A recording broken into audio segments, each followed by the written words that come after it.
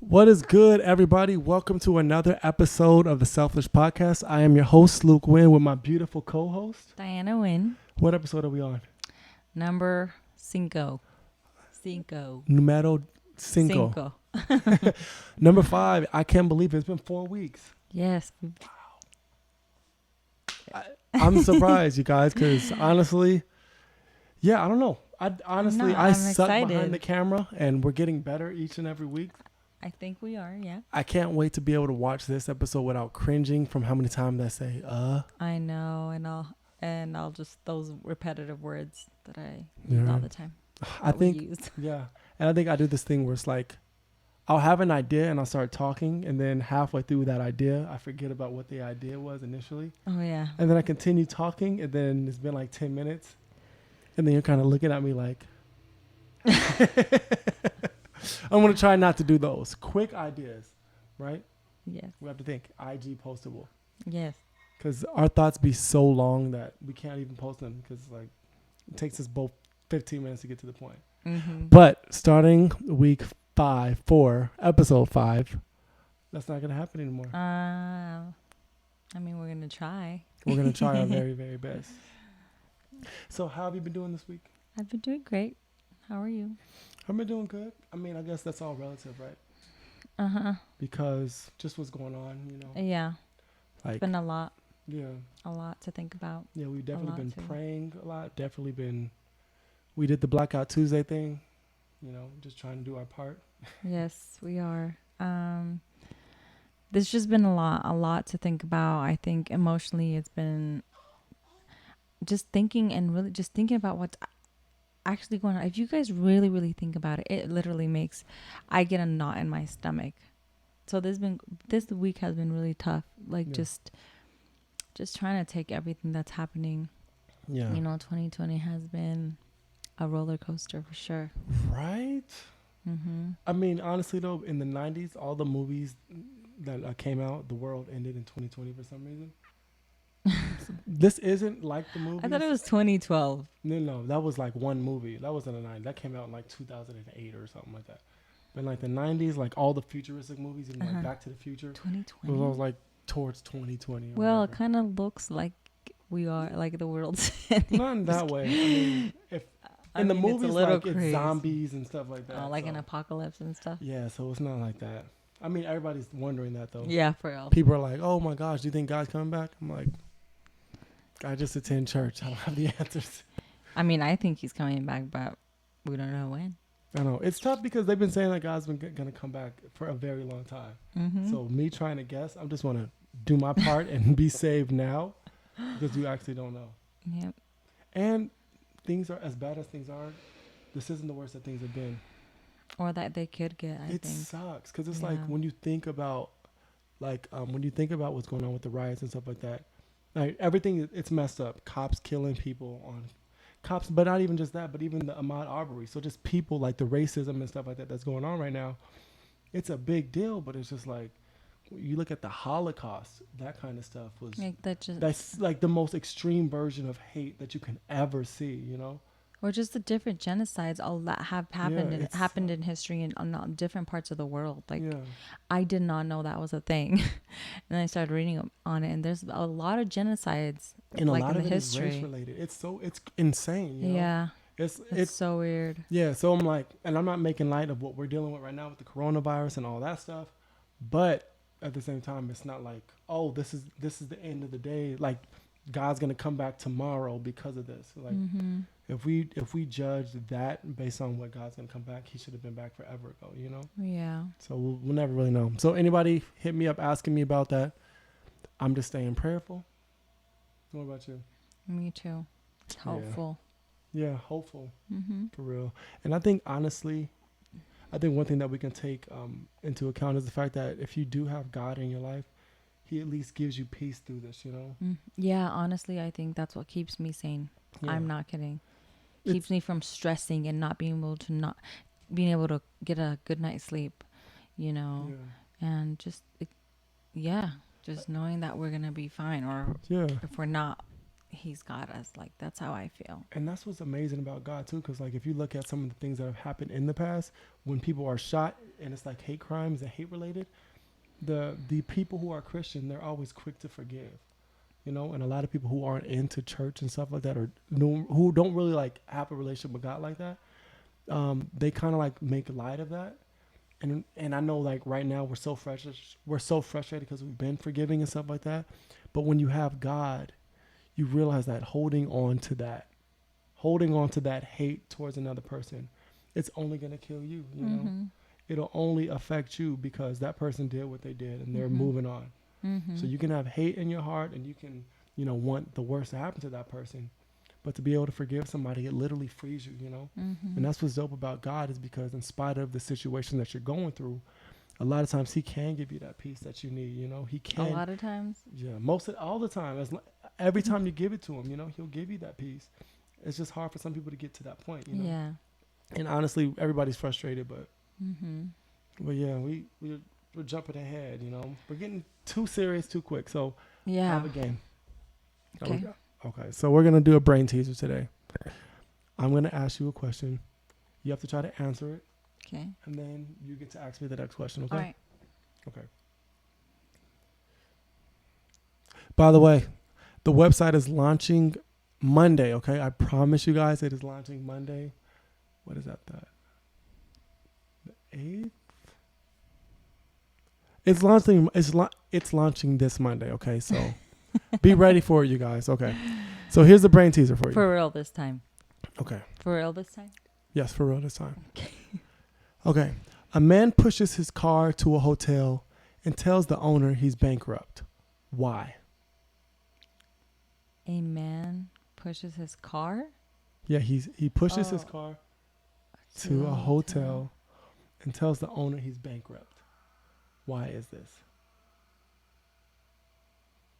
To the hotel and tells the owner of the hotel? Yeah, that he's bankrupt. Why is this? Yeah, what is this? Like why would he do that? Why would he go tell him that? Why would he be in this situation? Because he doesn't have money to pay for. It's because he's playing Monopoly. Get it? No. If you're playing Monopoly and you have the car and you get on somebody who has a hotel, you go bankrupt and you lose. I didn't remember that. I remember that because I used to cry all the time whenever I would lose, and I was like really sensitive about that. And I always had like, it'd be me, Jasmine, Essence, Jay. We would play. Sometimes my dad and my mom or whatever, and I would lose and I would cry. So it's like there's certain things that are like scarred into my head. That's like funny that I don't remember that rule because when I was little, we would play the easy way, not play with all those things. And then as I got older, I didn't really like playing Monopoly because it was just too long. I remember one time my mom was losing and I cried for her. You just wanted a reason to cry. Where's the next question? So just read this, whatever that is. Okay, so you're in a room that has 3 switches and a closed door. The switches control 3 light bulbs on the other side of the door. Once you open the door, you may never touch the switches again. How can you definitively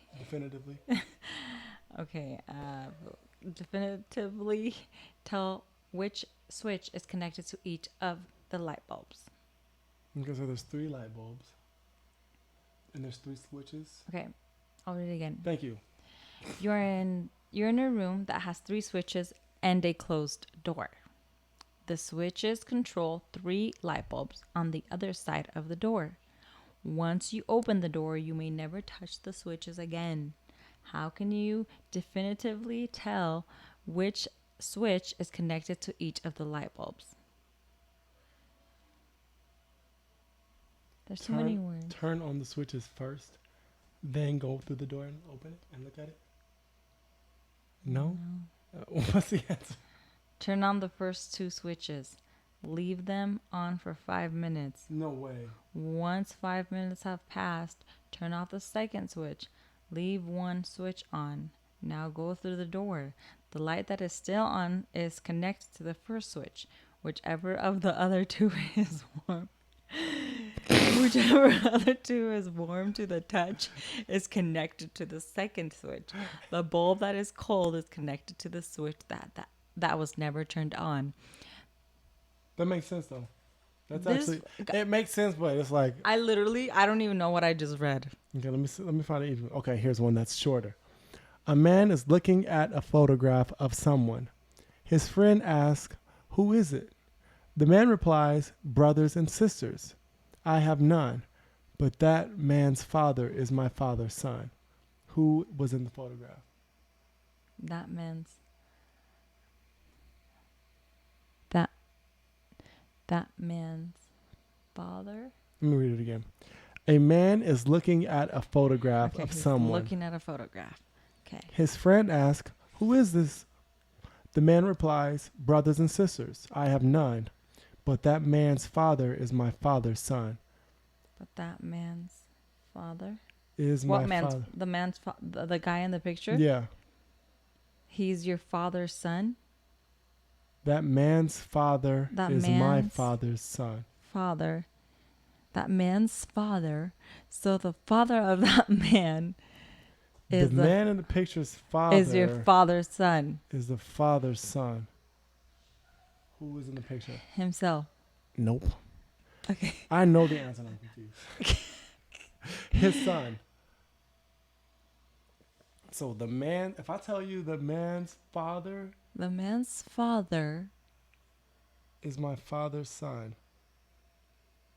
That's too confusing. Gosh, my brain hurts. Oh, wait, that makes sense. Okay, so that man's father is my father's son. So that's me. Okay, we're going to try one more of these things. Okay.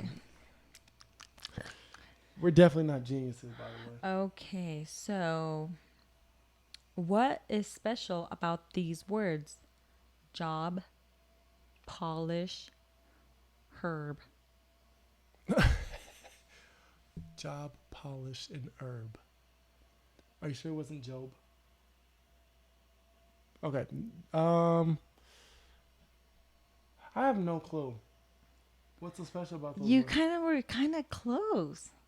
Like kind of like what you said. I'm waiting. What's the answer?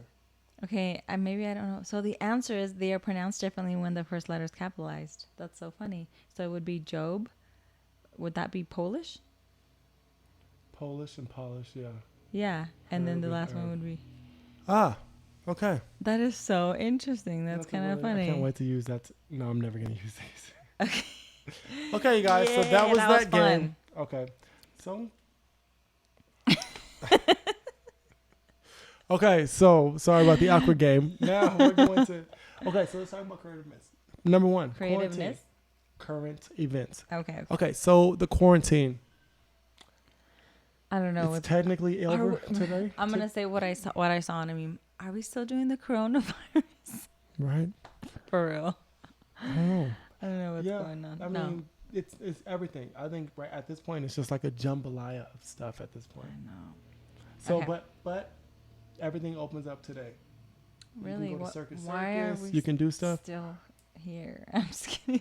Just in case. We're No, gonna let I'm everybody not. else go. I know. I don't think I would want to go out for another I don't know, 2 weeks maybe. What do you think? I don't know. I'm actually in no rush at all. Yeah, I'm not in a rush either. Yeah, I like our house and I like these lights. Me They're pretty too. cool. I don't know though. It's kind of scary. It's been interesting because I mean we were on quarantine, we're off quarantine. They haven't really found a vaccine. So yeah. basically it's just like nothing ever happened. Right. So I don't know. We'll see. How do you feel about church? How do you feel about staying at home and going to church? How's that been for you? I'm not gonna lie. I kind of like it. Why? Because I don't have to get ready. I don't have to get ready. I don't have to get my kids ready. I don't have to care about what my hair looks like and stuff like that. That's mainly the biggest reason why I could just open my laptop, look at my phone, and praise and receive the word of God through there.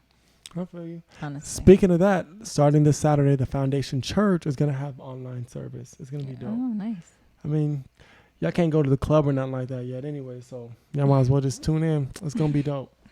Yeah, I think I actually I like how everything, it's all right now, you know? Because I feel like back in the day, like a year ago, up to like the past 3 months, you would be shamed for just staying at home watching TV.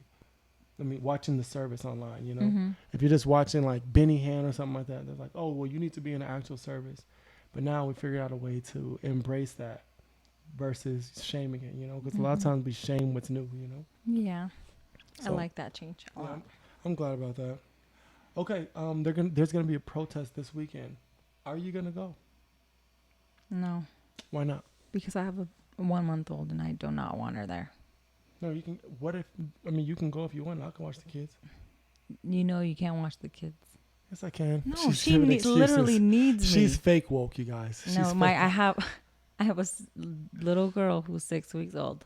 She needs her mom. Yeah. Are you gonna go? No, I'm not gonna go. Why? I don't know. I'm just really mixed. I've always just had the mixed feelings about the protest, and I'm not talking about the riot. I'm just saying the protest itself. I know I'm probably bad because obviously protesting can make a difference. You're probably bad. Like I'm probably a bad black person because I'm not gonna go to the protest, and I understand that. Like people might shame me for that because you know, like you should go out and let your voice be heard. But I feel like there has to be a different way we can go about doing this stuff. Like forget the protest completely because there just has to be something else because we keep protesting and nothing keeps happening, and I'm just discouraged at the So state. that doesn't make you bad. It just makes you discouraged. Yeah, I'm just discouraged because, like I said, Obama was president. We were protesting, and this stuff is still happening. Now he's sitting somewhere at his house trying to tell us, oh, you know, yada yada yada. But it's just like, if the president's black and there's no change, what can we actually do? Honestly, though, it seems like things are changing now, but I just wonder how genuine it is because now like it seems like the narrative is Trump is a racist supremacist, and now all of a sudden like the media and they're trying to take this like, see, we actually care about black people, so vote for us type of thing. I feel like it all just comes back to that, which it just makes it seem like it's like all the hype that the media and stuff like that is putting on it is just kind of fake. Yeah, it's all politics just for a vote. And because then you see Joe Biden calling Trump a white supremacist and saying you have to vote for him to defeat him. So it's like, if I give you my vote, are you actually going to do something with it, you know? Like, we can protest, but really what we should do is, like, in every city, obviously, in every state, people should have, like, an organization and see who are the right people to vote for, who's actually going to back us up, you know, who doesn't have their own motives and their own goals, like who is for the people, and then we can vote for those people. Because the crazy part is the election is like coming up this week, you know? Mm-hmm. So if there was better awareness of the right people in every single county and who you can vote for, I think that'd be more proactive than just going out and protesting, because then you're gonna pretty much vote for whoever's protesting with you. And everything just comes down to politics, you know? So the only thing we can do is we can vote. Our vote definitely matters for like our county and stuff like that, and the people we allow to be in these positions. So I would just say, go vote. I'm going to vote. I may not protest, but I'm going to vote for sure. Yeah. Me too. Yeah, that's really important. Yeah. And I think, what do you think about the whole rioting thing? How like people are allegedly coming from out of states to riot and stuff. I don't get the point of that. Yeah, me neither. It's weird. Why are they coming? Why just to destroy like suburbs and stuff like that. So Giselle posted something on hers about how like 1,500 people coming from Oakland or something like that. And I talked to one of the deputies, and he said that there's some validity to that. Like they really have heard rumors that some people are going to come from Fresno, some people are going to come from Oakland, and they're like on edge just waiting for it. It hasn't happened yet, or if it was ever going to happen, but that's been a thing. Isn't that crazy? Just to come and like destroy the city and stuff. That sucks. I mean, I don't know. I understand part of the rioting. I'm not like at the beginning, like when at first everything happened, because a lot of times people, when things happen and things like feelings are like fresh, you know, I guess you could do that, or not you could, but that can happen. You can just go crazy with your feelings, but it's after a few days and this is happening, like, okay, shoot, like maybe. Yeah, I would understand if somebody found all the cops' addresses and then they went and did something to those houses specifically. It's wrong. but I would understand being Yeah. frustrated and like throwing a rock through his car. Just destroying random places and random businesses, it just doesn't make any sense. Mm-mm. The fact that now allegedly it's just people who are inciting these riots in order to make the movement kind of like die down and just turn into this huge riot instead of protest, that kind of like changes things, you know? Yeah. So who knows? I mean, we know how society is. They're willing to do anything. Yeah. Just stay. I'm just praying that people can stay safe and stuff like that. And the cool thing is that all those people were charged, you know? So they're all being charged with, second degree murder and stuff. So something's happening. Mm-hmm. Something's happening. All of them? Mm-hmm. No way. Yeah. And I wonder, one thing that I wonder that I haven't looked into, and I probably should, but so when you take certain cases to the jury's the grand jury, they're the one who can like throw it out or whatever. So it's like they might be privy to certain laws that we're not privy to. So it's like if there's a law that specifically says a cop is covered pretty much if he does A, B, and C, Mm-hmm. and they're saying according to this particular law, Mm-hmm. he did not break this law, so we cannot indict or we can't, we can acquit him or whatever, So if that's the case, that's an even bigger issue that needs to be brought up, Like what are the laws that they're going by? Because all these cops who it seems like they are racist, they have all these issues against them. Not all cops, but the cops in these situations, they keep getting off. But it's like, what is the law that protects these cops? And what can we do? Is there a way that we can make a vote or a petition to get that change to where it's more fair? You want our police officers to be protected because things do happen, but at the same time, there has to be a little bit more gray area, Yeah. So I don't know. We need to look into that. Mm-hmm. Okay. Are you ready to get into the meat of this? Yes. Are you guys ready? Are you guys ready? Okay, so you guys know that, and I'm sorry I haven't been looking at you guys. She's so hot. It's like, how can I stop looking at her? Anyways, so this is the Selflish Podcast, and really what we're going to try to do is tie everything into being selfish, which is love and concern for oneself while extending similar virtues towards others. So today... So it's kind of like I love you and I love me. So it's this. Back and forth. I love you and I love me. Pretty cool, huh? Yeah. And along with love, it's care and concern with you and with me. And we want to talk about mental health. As much as we can. We're obviously not qualified counselors or anything like that or therapists, but we want to talk about the value in having love and concern for yourself and others in order to make your health, in order to make you mentally healthy. Okay. Mm-hmm. And I'll give this example that I was giving Eugene the other day. When I was like 20 years old and in a relationship, whatever the case, I was in this tug of war where it's like, one part of me wanted to, please my family, please my parents, do what they wanted, because I just love them. Like, obviously it's your family. The other part of me was torn because I have this new wife and I'm trying to do, I have to make this work out too. And at a certain point, like the decision that I started making, my parents would look at it as she's controlling me. She would look at it as my parents are controlling me. And I got to this point where I was at a really messed up place mentally because I had no clue who I was, because every decision that I tried to make, it was constantly questioned. And then when somebody questions you and you're already kind of naive, like I was at 20, you start to really dwell on those things, Like you can be like, they can say, oh, is that really what you wanted to do? Or is that because she said that? Or is that because they said that? And it literally would just drive me crazy to the point where it's like, I reached a breaking point where I just kind of like cut out, I kind of like I didn't explode, but I got to the point where I just had to just clear my head, Obviously that. What does that mean?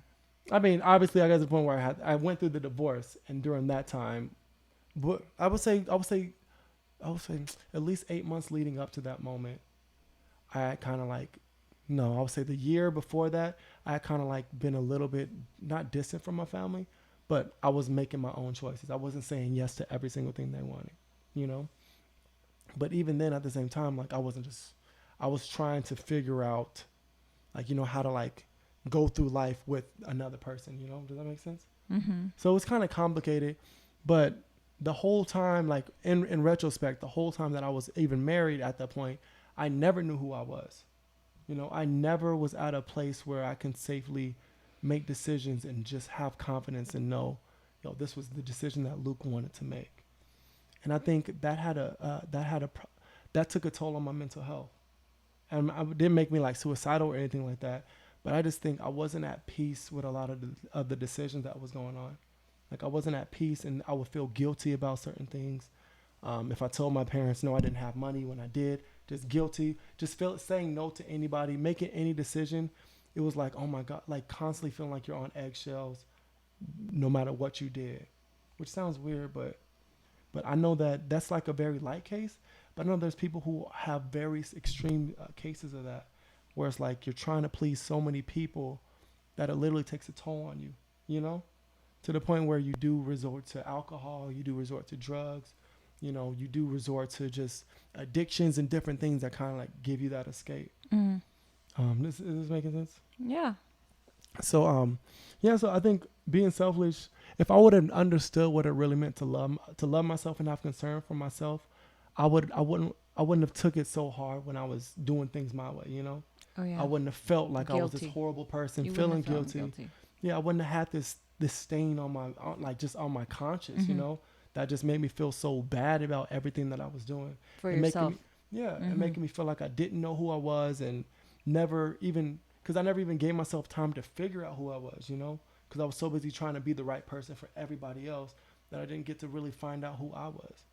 So, what do you think about mental health and stuff like that? Have you gone through anything where you can say, like, had you been selfless at that moment, you would have been at a better place mentally? Honestly, yes, so many things. But I think one of the main things that stands out to me is when it came to my career, or just wanting to do, like, yeah, kind of like a career, I guess, like, yeah, my career. Because I grew up hearing things like, be realistic, you got to do whatever makes money. Mm-hmm. It doesn't be like, it's not about being happy about what you do. That's just, you got to be realistic, and because this is life.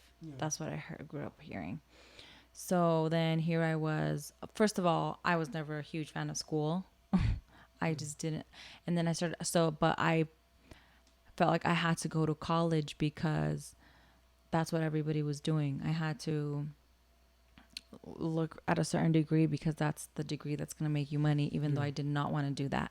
That only made me waste my time waste my time and money. Because I ended up not even finishing my degree. You know, I later on got a cosmetology license.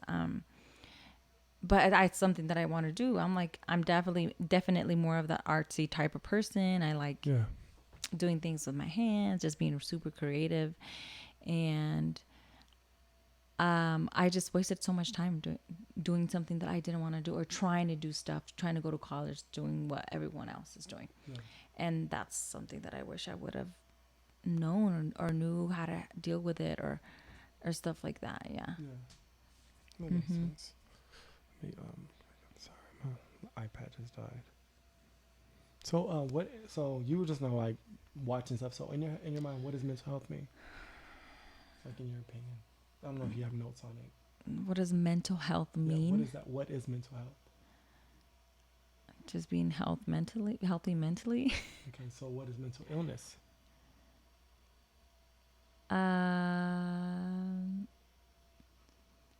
A mental illness.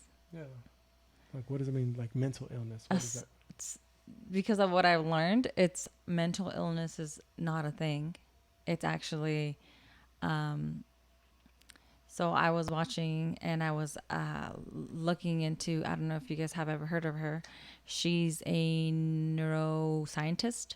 Her name is Dr. Caroline, sorry.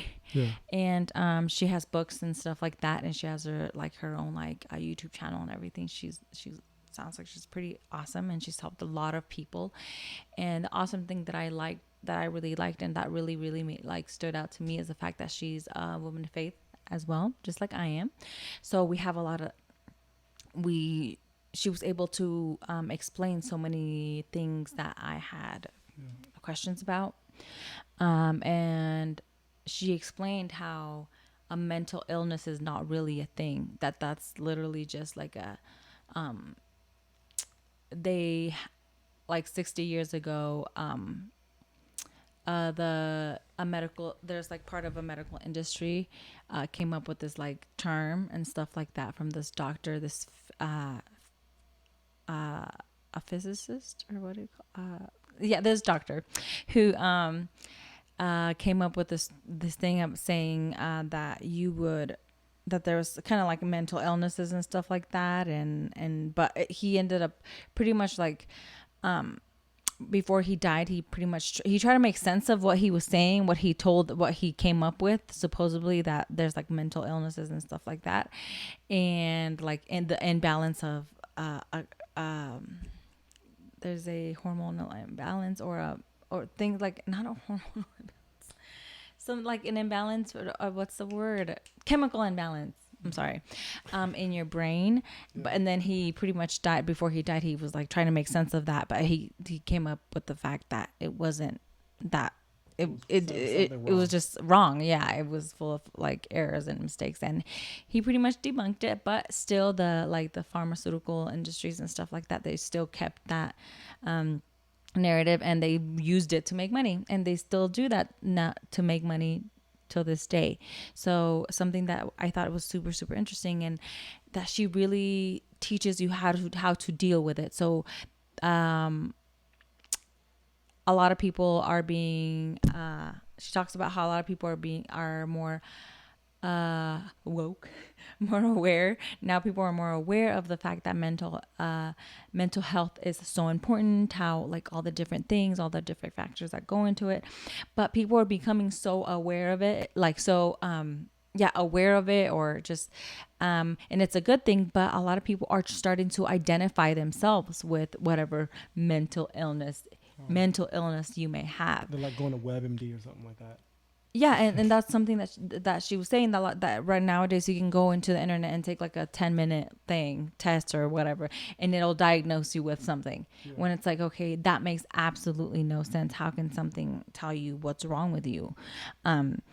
Like based off of like a 5-10 minute quiz or whatever. Yeah. And then something that they taught that she talks about, and I thought it was really really awesome about mental health, was that first of all, it's all like the like bipolar disorder, depression, all those things that like a lot of times you'll get diagnosed with, they're not really a thing. Like, I don't know how to explain it. Like, mental illness or whatever you want to call it, so your brain is pretty much controlled by your mind. So your mind is not a physical thing. Your mind is spiritual. It's who you are. It's a spiritual thing.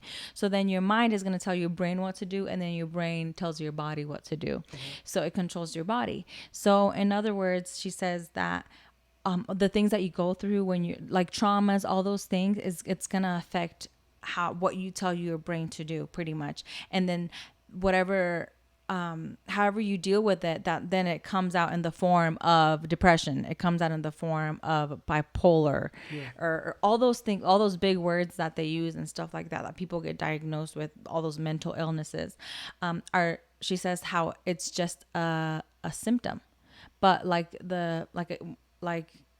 I said earlier, all those names are given to people to sell them to make money.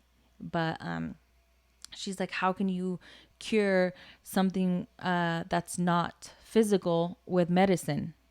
Like, for instance, whenever someone is feeling anxious or they're sad or whatever they do, and then you go, they're like, oh, I'm going to go drink or I'm going to go smoke. She's like, it's not that your body needed that alcohol. It wasn't like your body wasn't emptied out of alcohol. Now it needs that alcohol or that drug into your system, and now it's all better. Yeah. She's like, that doesn't make sense, right? She's like, because it's it's not the same. It doesn't work the same. They want to treat things like a diabetes where it is physical, where Yeah. like things like that. And she's like, and it doesn't work like that. This is different. This is the mind. This is spiritual. And in other words, and then she talks about that people identify themselves with those things, and they'll be like, but I am going through a depression, or they want to just own whatever, I am feeling this. And yeah, it's true, but then you stay with it. Like people just they're aware of what's going on, and then they just stay there. They don't try to fix it. And the way that a lot of times that they try to fix it is they go to the doctor, and then what do? They prescribe you all these meds. And what do they just pretty much, she says, they pretty much, what they do is numb you. Yeah. And then they numb you. And what happens is that you don't deal with what's actually happening with the root of the real problem. Mm-hmm. So then, how when she talks about how a lot of those medications that you have to take, a lot of times they lead to suicide, and like the suicide rate is just going up and going up while they're dancing. Yeah. And then it talks, and the reason why it is that they pretty much numb you, but that the problem is always there. It's not fixed. Okay, so let's pause right here real quick. Uh-huh. So like I was saying earlier today, because you just said a lot, so we have to. Okay, I'm sorry. No, it was all really good. But one thing that I said that J. Cole said in the song is a lot of times we go through things in life that requires therapy, but we shame therapy so we resort to drugs, to alcohol, to addiction and stuff like that. And so I think what you're saying is really crazy, because literally alcohol could be just as powerful as the antidepressant that they're trying to give you. Because if you're not dealing with something that's deeper, a lot of times you can. Like, it's just scrapping. It's like if somebody has, I don't know, if somebody has cancer but doesn't know that they got diagnosed with cancer, but for some reason every time they go to the bathroom they just feel weird, they might start taking X-Lax, or they might take like some medicine that helps your bowel movements and stuff like that. But when you go and you get diagnosed with a cancer, they can treat that a different completely way. But basically, a lot of us, we go through these bigger things, but we never learn to deal with them and to move forward. Mm-hmm. We're only taught to numb it. We're taught to be ashamed of it. Mm-hmm. We're taught to keep it hidden. Yeah. We're taught that that's just how life is, and it's not necessarily true. Yeah. And it's really crazy, because I think also as people who have gone to church, that's another topic that she was talking about, which I thought was so awesome, because it's something that I always questioned as well. And it's like, a lot of times when someone's going through something at church, we'll be like, oh, you're going to be all right. We're going to pray through it. You're going to be all right. I'll pray for you. Just keep praying. Just keep praying, brother. Just keep praying, sister. And that's kind of like thing they call it, kind of like, it's the Jesus blanket. That's what they were talking about. And they talk about how that's not how we're wired. You're not wired. Like, it's kind of like taking medication. Yeah. It really is. Like, and one of those things, like you said, that it was kind of like we're ashamed to go. Yeah, I've heard a lot of people say things like, oh, she's just so weak, that's why she needs to go to therapy. And it's just like, no, she's actually dealing with something. How else are you? Oh no, Jesus, you got to pray. Like, all those things, we get a lot of those things and it's really sad to hear that, but it's literally one of the things that I thought was awesome too was the fact that she said our bodies are literally wired the way we were created and we're made. We're wired for love. And what that means is that if you think about it, whenever if and I know I've heard of these things, and I know a lot of people have heard of them too, like the science behind falling in love, like, and all that stuff, like it's actual chemistry. Like, whenever you see someone, how you release certain hormones, your body is literally made for love.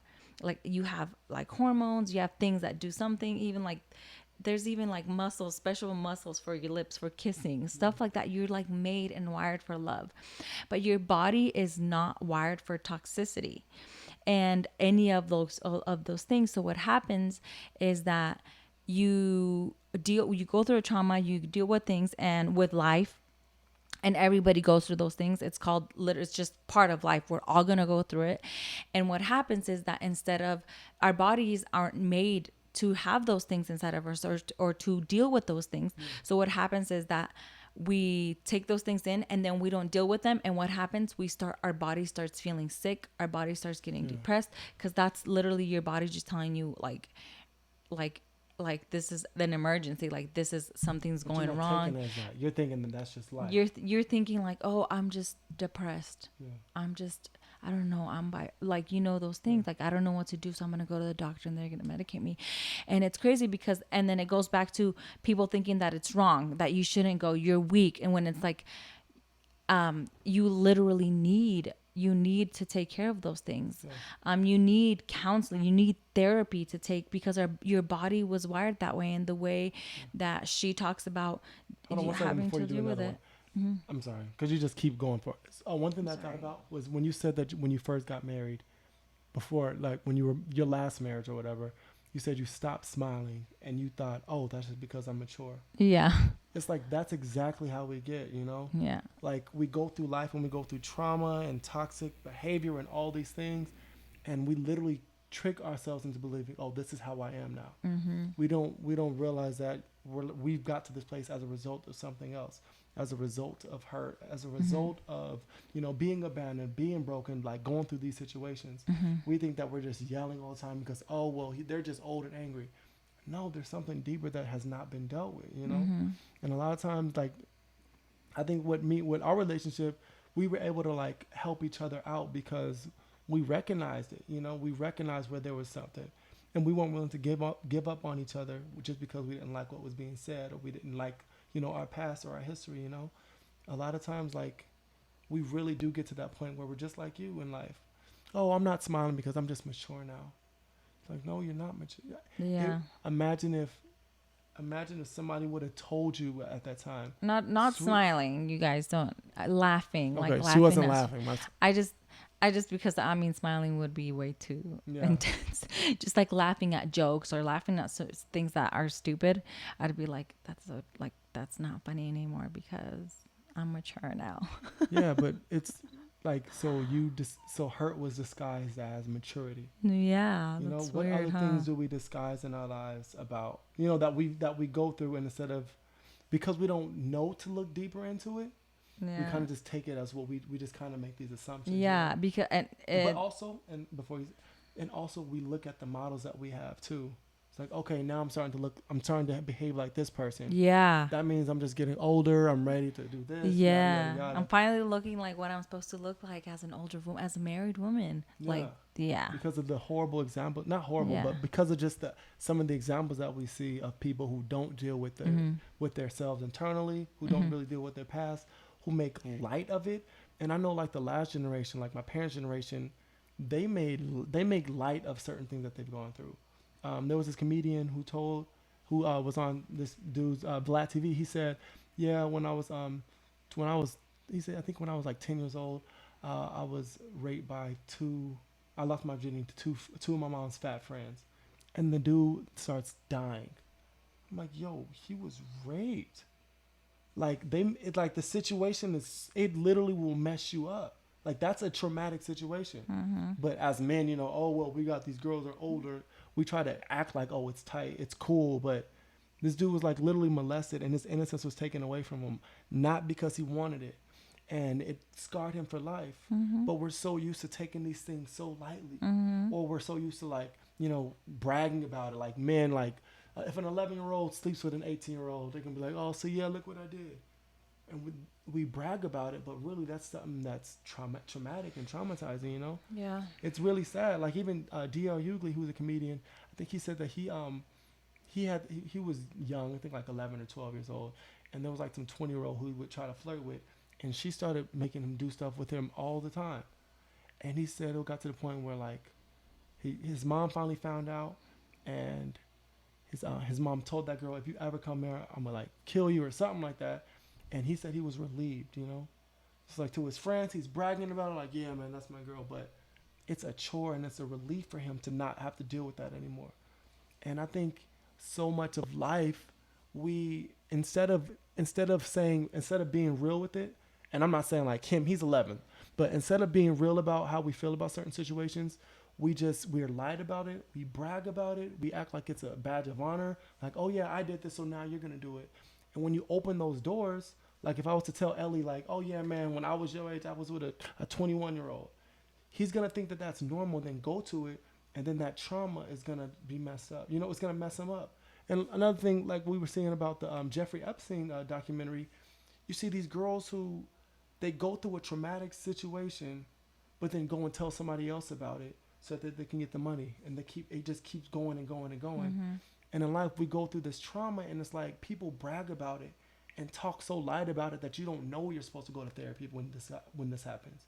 You don't know that certain things are just not healthy environments Mm-hmm. because you're so used to it. You know, it's amazing, and it's crazy how polarizing life is, because if you grow up and you hear gunshots, like I was telling you earlier, one of these dudes who was an inmate, he he had he lost so many relatives the last 3 years. One of his cousins got shot and killed, and it fell into his arms. And that when that becomes a normal, you don't realize, oh, you have to go to therapy for this stuff because it's not normal. Yes, it may happen all the time where you're from, but that's not a normal thing, you know? Mm-hmm. So what you said about just the fact that we're made for love, not for toxicity, Mm-hmm. like it makes so much sense Mm-hmm. because, and you can tell that example of how like everything that happens is like a different stem or whatever that happens. But Yeah. what we're made for is love. But Mm-hmm. because life gives us everything besides love, and love is also received and is given in such a toxic way, like who we are is completely. Love is given in a toxic way. That's not love. But that's what love is to some people. Some girls will literally want you to beat them up because that's what they think love is, because that's the example that they. Okay. So when I say love in a toxic way, it's not real love, obviously not. But some people think that it's normal to be in an abusive relationship and stay Mm-hmm. there. It's normal to be taken advantage of because if somebody says they love you, that's what they're gonna do. Mm-hmm.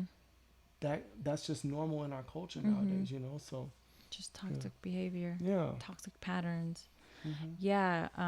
One of the things that she mentioned is that we don't realize that thoughts are an actual, like, literal thing, that they're actually, when you have a conversation or you're learning or all those things, every thought that you have is like something happens in your brain, and something's created with like protein and stuff. I don't really know all the big words and stuff like that, but they're actual your thoughts are actual things. They're like and she says that they look kind of like a little plant, and that you have the toxic thoughts and then the good thoughts, and that they literally look like the good thoughts look like kind of like a healthy plant, like a healthy little tree or plant, and then the toxic ones look all distorted and messed up.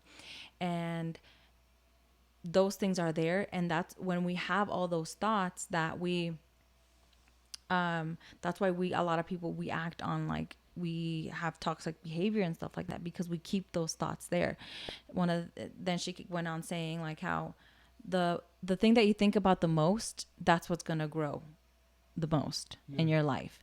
And so when you're always thinking on those toxic thoughts, and those thoughts are not being changed, those things are going to grow in your life, and they're going to come out in the world, and whatever's around you, whatever you do, in your decision making. Because not yeah so I thought it was really, really cool how she gave that example. And she says that you can actually change those things. That's the thing. You don't have to numb yourself with drugs. You don't have to numb yourself with medication and all those things, because you can change those things.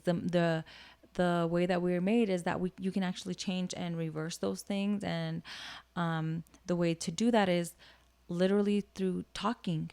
It's so crazy. So therapy, counseling, and all that thing is amazing. Amazing. You don't have to have a degree. You don't have to. All you got to do is literally be a listener, and be like, or be a listener to a friend, or vice versa. They can listen to you.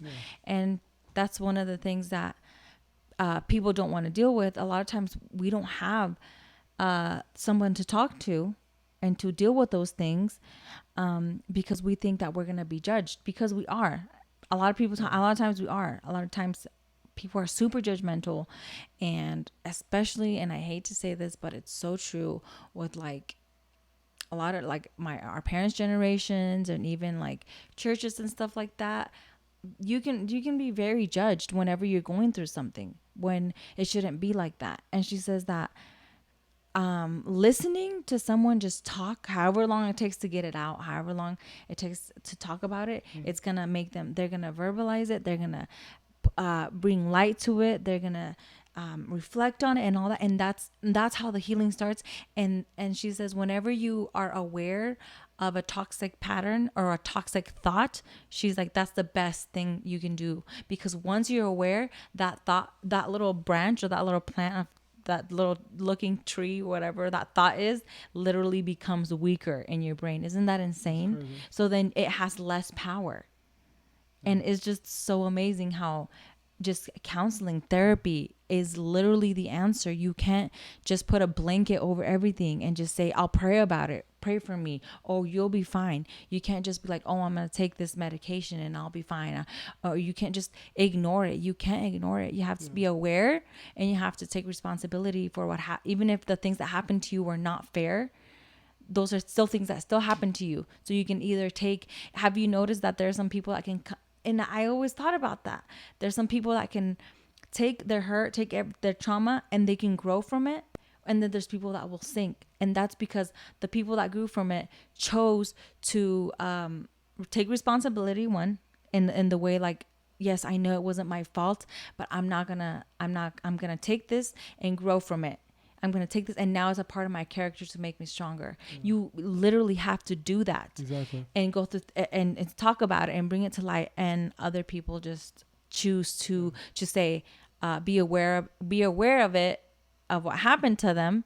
They never talk about it. They never deal with it. But when they think about it, they'll just be like, why? That's not fair. So it's like a totally different way of being aware. And one of it is one of it's good and one of it is negative. I think you can acknowledge that you've been a victim, but live your life victoriously, you know? Like, and I think last year with what we were talking about, like when we spent hours and hours just you talking to me and we just having those conversations and stuff like that. Those are conversations that you had never had about things that you didn't even realize were there, you know? And it's like I feel like there's two extremes. You were one extreme of the person who goes through something and then acts like nothing happened. Yeah. Then there's other people who go through things and they're victims and why me? And because of that mentality, they're never able to progress. But with your example, a lot of people who do go through different things and they just suppress it and cover it up. A lot of times, even if they might be in a different place, they may not talk like all crazy and radical and extreme like the other person, but they're still hurting inside, you know? Yeah. And there were certain things that you would do that you literally didn't even have a clue, but it's like you didn't realize how you were sabotaging your life, you know? Yeah. Just because of things that you had never dealt with. And it's amazing for me seeing how you were 3 years ago versus how you are now. Yeah. Because if it wasn't for those conversations and those talks, which was basically like a therapy session, like you were going to be holding on to so much. And it's like, if you were holding on to that in a marriage, how could you actually be free? You know, like how could you be free to be like the woman you are now if you're hiding and you have these things that are deeply rooted that you're afraid to let anybody know? And not even that. There are things that I wouldn't even give myself a chance to even think about letting someone know. It was just kind of like I would just pretend like it didn't happen. And so to me, it was just like I was just not aware of it or taking responsibility. I just wasn't aware of what was actually everything that was going on. But then I would see toxic patterns throughout my life. And I didn't realize that it was coming. Now I do, that it was coming from all that stuff that I had inside, all those things that I never shared with anybody, all those things that I never wanted to deal with, because I would just, in my mind, I was like, if I ignore it and act like it didn't happen, then it didn't happen. But it did. But also like we said about the examples that you saw were people who went through some really messed up stuff, but just kept going. Yeah. Just kept it on moving. So it's like in your mind, I can see you being like no, you have to be stronger. You know, Yeah. like Yeah. women, like, we're supposed to be strong. Yeah. I can't. No, I'm not gonna be affected by that. I'm not gonna let that. Like, I'm not gonna tell anybody about that. That's like nothing. You know, especially compared to what other people go through. But just because those were the examples that you said, that doesn't mean that you were weak. You know, for wanting to talk about that, for wanting to get that off your chest. Like, there was so much freedom and there was so much hurt, and for me and for anybody out there who does want to like be a counselor or a therapy or take on that weight of other people, you have to just remember. You don't even have to be a counselor or therapy. No, Honestly, a I'm friend saying or a like friend. I'm saying like as a friend, just taking that weight. You have to. Okay. I'm sorry. Yeah, just taking on that weight. You have to understand that in those moments you have to be detached. You know, Yeah. you can't look at that person as if they need to impress you or you're expecting this or, oh, I'm going to be so disappointed in you. No, you have to just look at that person with the intent of helping them heal, you know, and the intent of actually discovering what's really going on. Because a lot of times we look so surface level that we get bad. We think bad about a lot of people just because of the surface. But a lot of times you have to think deeper and, okay, beyond the surface, besides the fact that this person just did this to me, what's really going on? And a lot of times we get so emotional and so attached to people in conversations that if you come in and you yell at me, I'm just going to yell back. That's the first instinct sometimes.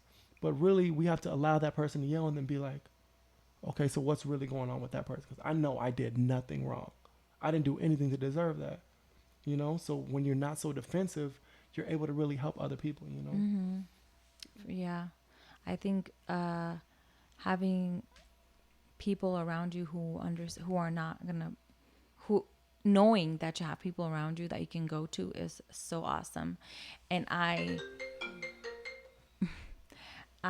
want to be, now knowing all this information, like, it makes me like really be aware now of the way that I judge others, or if when I do judge others, just to make sure that I work on that as much as I can, because I know that at some point I needed that grace from someone to hear me out. So now I would love to have that attitude, or make someone feel so comfortable to where they know that they can come to me and they're not going to be feel judged, so that they can get all that out. That's why I saw a board the other on what do you call it, and then like where they announce things like on the freeway.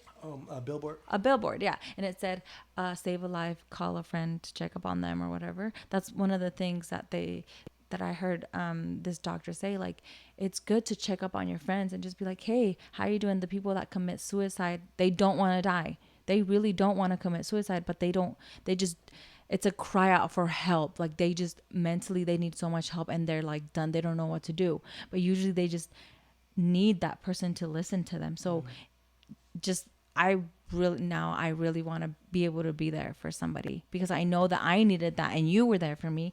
And we didn't know that while this was happening, which is, I think God is so amazing.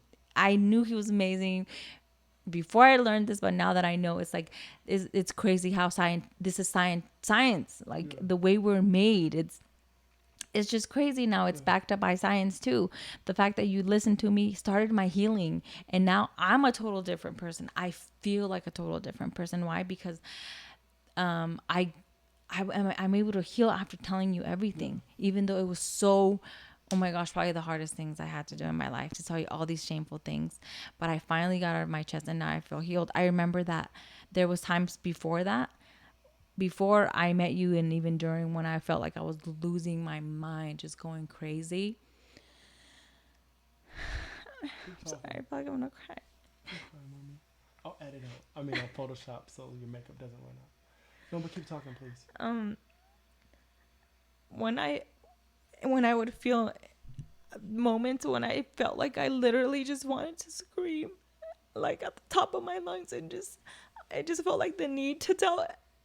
I literally felt like I really want to scream if I could, and I knew nobody was going to shame me or nobody was going to judge me. I wish that I could just yell everything I've done, everything that I've ever felt like I'm ashamed of, everything that I feel. I wish I could just yell it at the top of my lungs and just get it out, because I felt like I was going crazy, or I felt like just condemned and all those things. And And it's crazy how that happened. Like, I was able to get to have that outlet with you.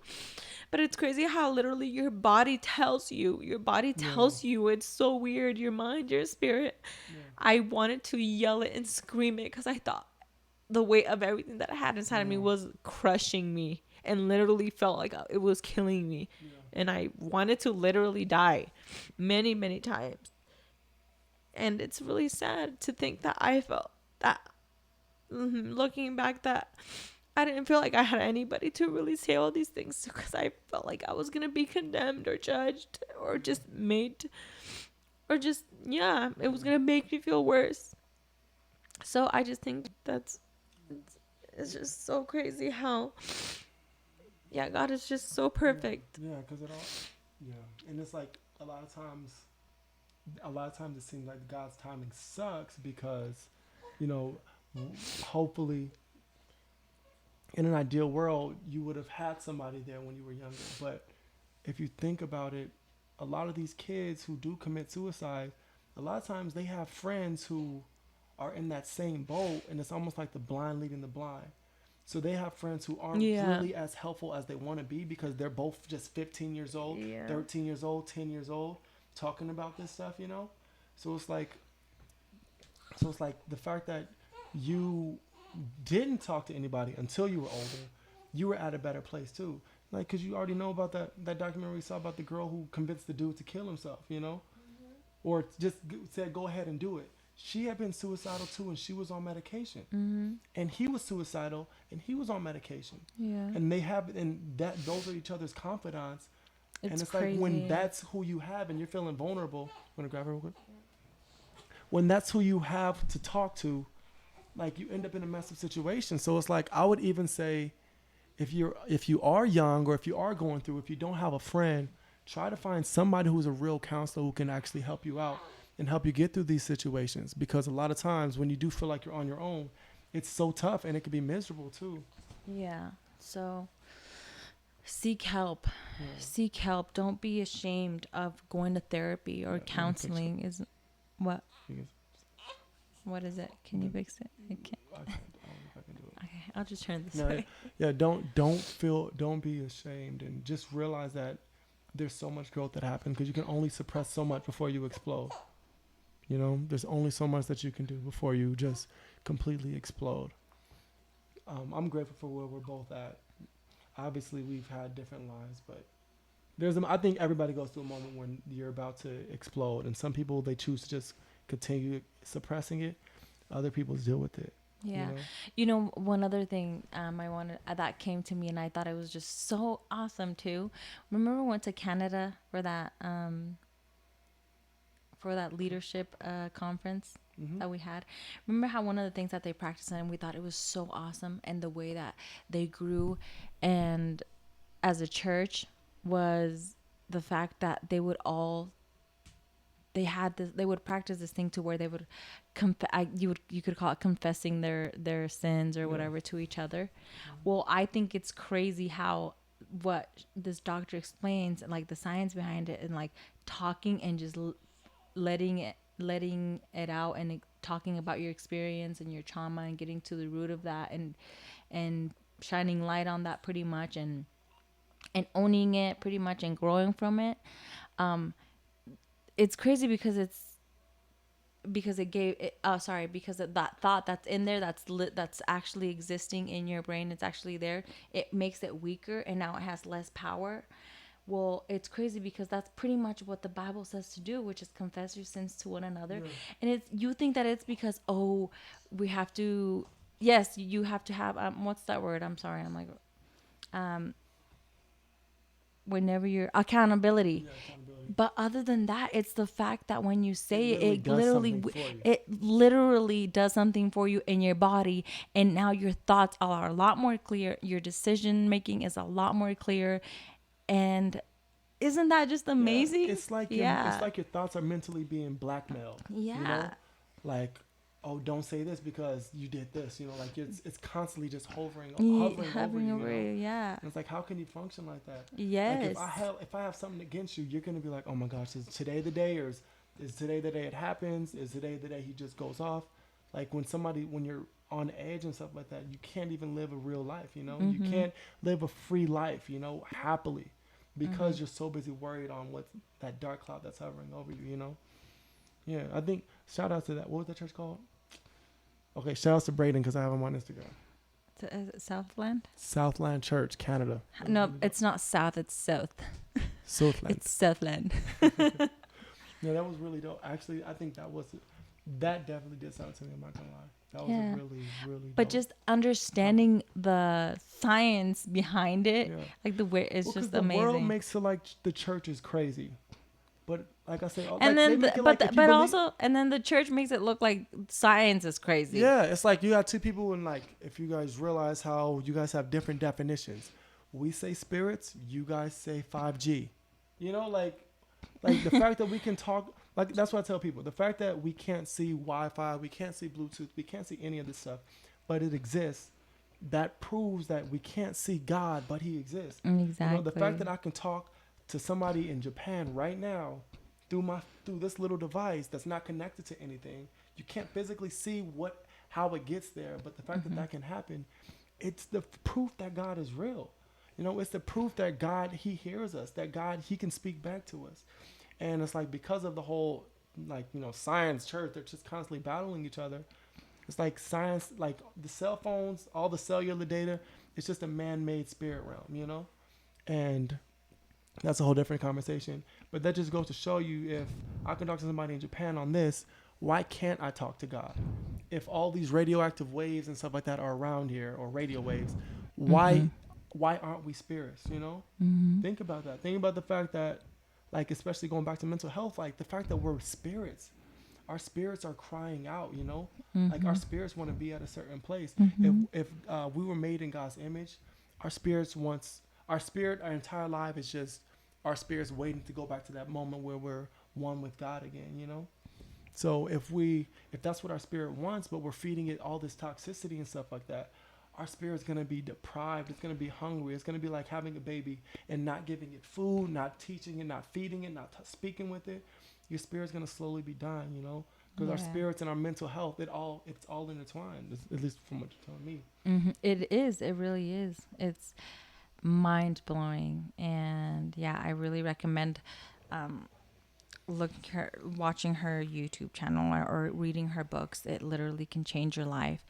Be open to therapy, be open to getting help, be open and be aware of your thoughts, be aware of the fact that you're human and that it's okay to go through things, and it's okay to deal with them too. You're not weak for dealing with them and for wanting to be selfish and taking care of yourself and loving yourself, because that's a perfect example. Because once you do that, you can love others correctly, because you're not going to have all those toxic things directing your thoughts, but now you're going to have good, healthy thoughts, and you're going to be able to love people and direct people in a good way and the correct way.